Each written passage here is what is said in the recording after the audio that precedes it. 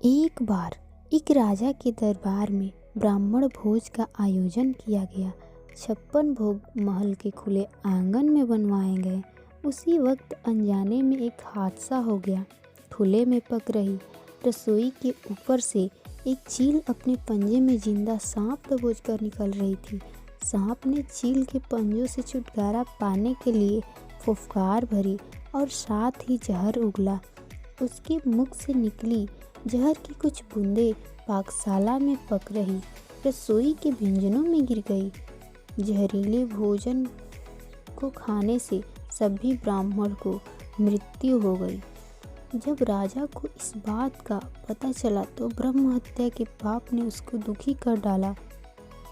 उसके बाद यमराज असमंजस में पड़ गए कि आखिर इस पाप का भागी कौन है और ब्रह्म हत्या के पाप के लिए किसको दंड दिया जाए। सबसे पहला नाम राजा का आया, क्योंकि राजा ने ब्राह्मणों को भोजन के लिए आमंत्रित किया था। यमराज के मन में दूसरा नाम रसोइये का आया, जिसने ब्राह्मणों के लिए महाप्रसाद तैयार किया था। राजा को तीसरा ख्याल चील का आया, जो सांप को पकड़ के ले जा रहा था। सबसे अंत में यमराज ने सांप के पाप पर विचार किया।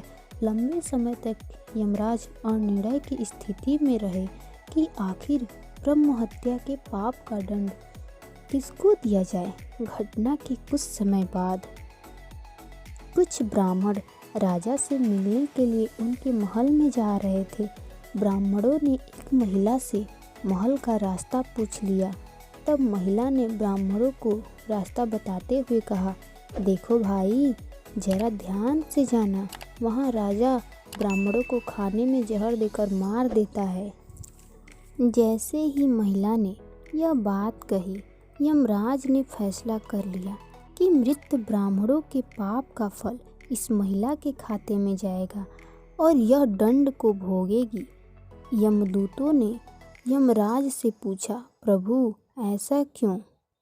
तब यमराज ने कहा, जब कोई व्यक्ति पाप करता है तो उसको पाप कर्म करने में बड़ा ही आनंद आता है। ब्राह्मणों की मौत से न तो राजा को, न रसोइये को, न चील को और न ही सांप को आनंद आया। ये सभी तो इस अपराध से अनजान भी हैं। महापाप की इस दुर्घटना का इस महिला ने जोर शोर से बख्यान कर जरूर मजा लिया, इसलिए ब्राह्मण हत्या का यह पाप इसके खाते में जाएगा। अक्सर हम यही सोचते हैं कि हमने कभी कोई बड़ा पाप नहीं किया, उसके बावजूद हमको किस बात का दंड मिल रहा है। यह दंड वही होता है जो हम परम निंदा का पाप कर संचित करते रहते हैं। तो दोस्तों, यह कहानी आपको कैसी लगी कमेंट करके ज़रूर बताएं और कहानी सुनने के लिए धन्यवाद दिल से।